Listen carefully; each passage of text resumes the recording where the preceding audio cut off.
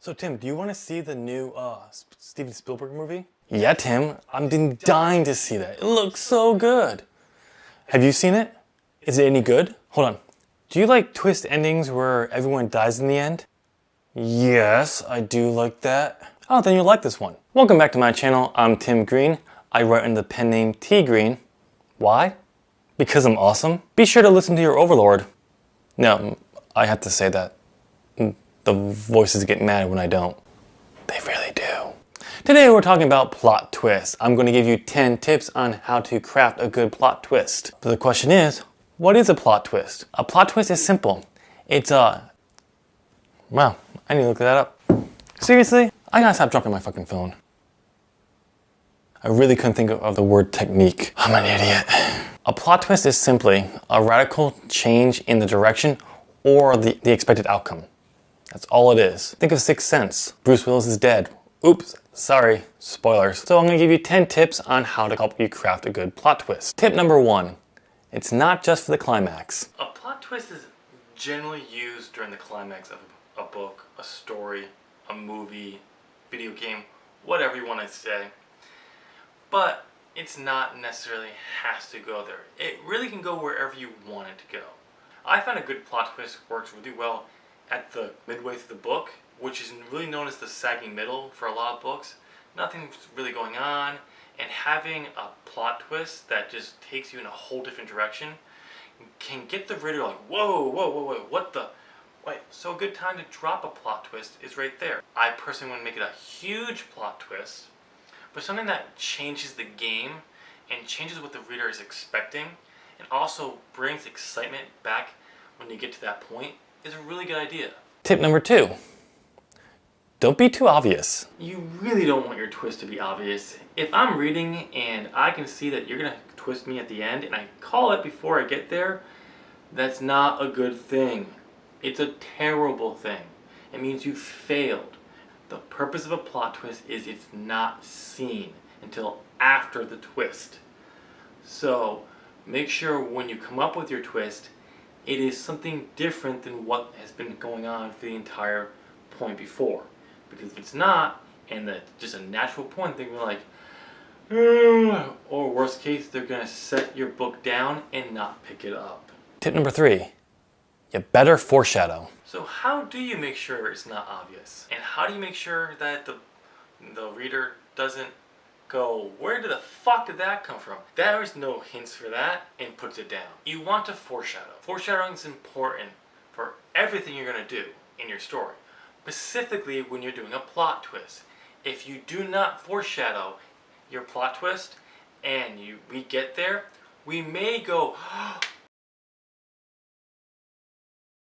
and keep reading and think it's the greatest plot twist ever. But then if we come back and read it and we don't find those subtle clues that point us in that direction, we're going to set it down and it's going to change everything. You need to make sure the clues and the hints are throughout the book in ways that's just enough that when I think back on it, oh yeah, they said this, or this happened, or this character was acting this way. And I get to that twist, I'm like, okay, it makes sense. When I come back to the book, I better find those hints. Don't make them too difficult to find, but you also don't want to make them so obvious that the plot twist becomes obvious. Tip number 4, it reveals something about a character. Duh. You killed my father. No, Luke, I am your father. No! One of the greatest plot twists in cinema history is from Empire Strikes Back. Vader revealing he is Luke Skywalker's father was no one was expecting. When you go back and watch the first one, and even the second one, there are hints that Luke is Vader's son. We don't know that because we never actually know what Vader's real name is, and we don't actually get much details about Luke's father and his training with Obi-Wan. But it's a great twist, and what it did to Vader is it fleshed that character out. He's no longer just an evil person who just loves power and he's on the dark side. He was a Jedi, the most powerful Jedi. He gave in to the dark side for more power. Of course, the prequel trilogy completely ruins that story, but it is what it is. So a plot twist can reveal something about a character. It doesn't have to be this earth-shattering, mind-altering plot changing of what's actually going on. But it can be just as shocking to realize that a character that you thought you had figured out, you didn't really figure out. Tip number 5. It better be necessary. Seriously. I know we all love a great plot twist. But do you really need a plot twist? Not every book needs to be, ooh, ah. Your story needs to be what it is. And having a big plot twist just to have it is gonna get a lot of readers going like, ugh. And probably sit your book down. If it doesn't need a plot twist, don't put a plot twist in. The plot twist should serve a purpose. Tip number 6, the subplot plot twist.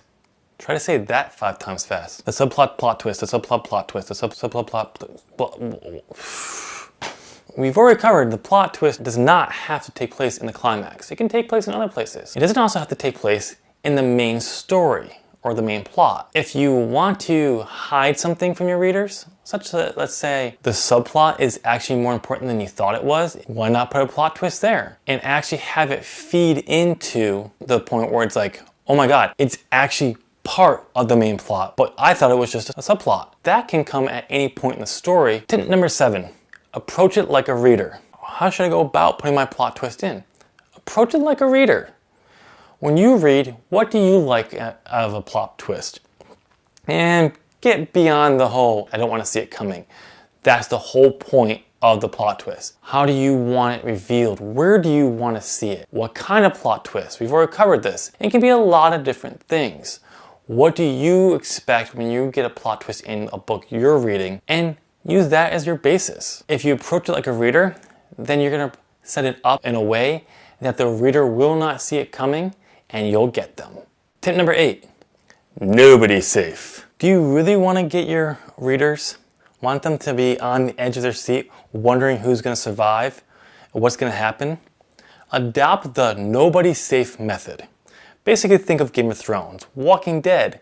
Think of any of these big movies, TV shows, books. When you read them, you realize that anyone can die at any time. There is no one safe, no matter how big of an actor that plays them. Here's a spoiler. No one thought that Ned Stark was going to be killed at the end of the first book or the first season. Sean Bean is a huge actor. No one thought in the life of that show he was going to die at the end of the season. And he didn't even die at the end of the season. He died in the second to last episode of the season. No one thought that was going to happen, but it does. And it set a stage for the rest of Game of Thrones that you never know who's going to die. And it shocks and pisses people off when one of their favorite characters dies. How would you like to have that mentality? You can kill off anyone you want at any time. That will keep your readers guessing. Tip number 9, the double plot twist. Do you want to get your reader? Give them the 1-2 punch. The double plot twist is for you. What is the double plot twist? It's simple. You give a twist after the first twist. Think of it this way. You're actually covering up the actual huge twist. It comes right after or soon after the first twist. The first twist, it should be a surprise. It should get people thinking and change something. Once that twist hits, no one's expecting a second twist. Where that twist comes, it should probably come within soon after the original twist. It can come later because no one's going to be expecting a second twist in the book. And that's with Game of Thrones. The second twist should always be the bigger of the twists. And finally, tip number 10, after the twist. What happens after the twist is just as important as what comes before. If you hit the twist and then you just let everything just kind of, guess what? It's not going to hit as hard as you think. What do I mean by that? If you just hit the twist and end, not necessarily good. Unless you're aiming for like cliffhanger, you want momentum after the twist. One of the best examples of this is in the Throne of Glass series. In the latest book, Tower of Dawn, there was a huge character reveal for someone, in my opinion, the characters had no reason to fear, other than a reputation. The reputation didn't really come off that well. The big reveal was that I was shocked. Boy, did I'm like, that fleshed that character out. Hey, who censored me? I fucking swear on this channel, and I don't get censored. Who the fuck censored that? You just did it again. I edit this. Who is doing this? I swear, I'll just keep saying it. She's a That reveals in chapter 49 of the Tower of Dawn, and there's still more story. It doesn't really give you much time to think about it. You're like, oh, more stuff happens. So, and now they have to read to get more meaning out of it. Keeping them reading, keeping this pace going. Okay, now it's time for the exercise. So what I want you to do is I want you to take your work in progress, and I want you to come up with a twist. So what I want you to do is come up with a twist for the current work in progress, see how you would integrate that into your current story. You don't have to do this, add it, but just to see how would you go about doing that. What changes would you have to make? Where would you place the actual twist to get maximum effect? How would it change the outcome of your story? The other one you can do is come up with a twist, and then come up with a second twist. That's right, the double plot twist. So what you're going to do is you'll come up with where you want the plot twist to happen, and then you'll come up with an even bigger plot twist that come out a little bit later. Maybe right on the heels of it. Second twist is the actual huge twist. The first twist is not. Well, that's all I got for today. Be sure to leave a comment down below on your thoughts on today's video. Give your own tips for how you would craft a plot twist. If you have any questions, please post them down below. I'll be more than happy to answer those. Hopefully other viewers will answer those questions from their experience as well. If you want to know when I have more videos posted, you should probably subscribe and hit that alert so you know when the new videos go up. If you'd like to know more about writing in general, my buddy Adam Daly and I do a podcast called The Writer's Mindscape, where we are doing a whole series on world building. We are actually world building a whole new world live. We are recording our planning sessions, which we will release to the listener after a certain point. I'll have that link down below in the description. In the meantime, you can find me on social media. That's going to be somewhere up here. It's going to be here. No, here? Here? Yeah, it's going to be right here. I don't know why I do this. I always think it's over here for some reason. I don't know. In the meantime, hit me up on social media. I post new videos on Tuesdays. Have a good week. Bye.